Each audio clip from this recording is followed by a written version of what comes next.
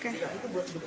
Udah Bu. Udah. Nyatakan bahwa mulai hari ini tidak akan mengadakan ibadah atau kebaktian lagi. Nyatakan bahwa mulai hari ini tidak akan mengadakan ibadah atau kebaktian lagi di rumah saya tinggal. Demikianlah surat pernyataan ini saya buat. Shalom, salam damai sejahtera teman-teman, Bapak Ibu Saudaraku sekalian yang saya kasih dalam Tuhan kita Yesus Kristus. Pertama-tama saya ucapkan terima kasih banyak atas dukungan dan support sahabatku sekalian. Ya, saya akan membagikan sebuah video viral dan ini video terupdate teman-teman pada tanggal 17 Maret 2024 kemarin. Terjadi lagi pembubaran tempat ibadah. Ya, sekali lagi bahwa ini bukan gereja teman-teman, tetapi tempat ibadah. Ya, masakan orang berdoa di rumah tidak boleh, atau orang berkumpul di rumah untuk berdoa, misalnya perkumpulan keluarga, masakan itu tidak boleh. Nah, tempat ibadah ini terjadi di Tangerang teman-teman ya, dibubarkan paksa oleh massa yang datang berkerumun, dan juga di situ terlihat ada kepolisian ataupun Kapolsek yang ada turut menyaksikan pembubaran tersebut. Nah, teman-teman, kita melihat bahwa ini aksi yang sangat menyedihkan.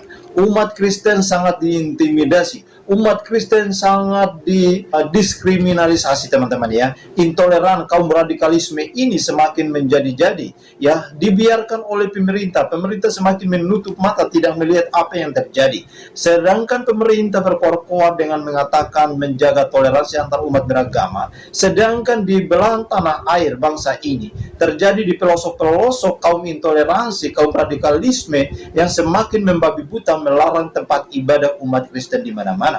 Ini adalah bukti nyata bahwa umat Kristen sedang diintimidasi dan diskriminalisasi oleh kaum-kaum intoleran ini. Nah, teman-teman sekalian, saya akan mengajak kita untuk simak bersama, dan video ini sudah ditanggapi oleh seorang penggiat media sosial juga dengan mengatakan bahwa masakan orang berdoa di rumah tidak boleh. Ya, apa yang mereka lakukan ini adalah sudah melebihi batas teman-teman ya, melebihi dari kebiadaban oleh kaum radikalisme ini. Mereka semakin menjadi-jadi atau semakin membabi buta membubarkan umat Kristen. Nah, teman-teman, langsung aja kita simak dulu video berikut ini.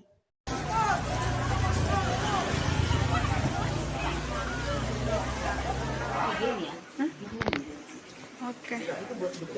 Udah Bu. Udah. Nyatakan bahwa mulai hari ini tidak akan mengadakan ibadah atau kebaktian lagi. Nyatakan bahwa mulai hari ini tidak akan mengadakan ibadah atau kebaktian lagi di rumah saya tinggal. Demikianlah surat pernyataan ini saya buat. Bab 1 pasal 3 berbunyi, rumah ibadat adalah bangunan yang punya ciri-ciri khusus yang dipergunakan untuk ibadah kecuali tempat ibadah keluarga. Rumah ibadat keluarga itu tidak perlu pakai izin. Apa yang dimaksud rumah ibadat keluarga? Yang dimaksud rumah ibadat keluarga kalau di Islam itu namanya musola, kalau di Kristen itu namanya rumah doa. Ya, jadi untuk kita umat Islam, kalau kita mau bangun musola di ruko perlu pakai izin nggak? Tidak perlu. Tidak perlu pakai izin. Begitu juga orang Kristen. Orang Kristen mau bikin rumah doa di rumah atau di ruko itu tidak perlu minta izin. Nah, ini penting sekali buat umat Kristen tahu. Jadi supaya jelas, kalian ibadah di rumah, kalian ibadah di ruko tidak perlu minta izin. Itu menurut SKB 2 Menteri.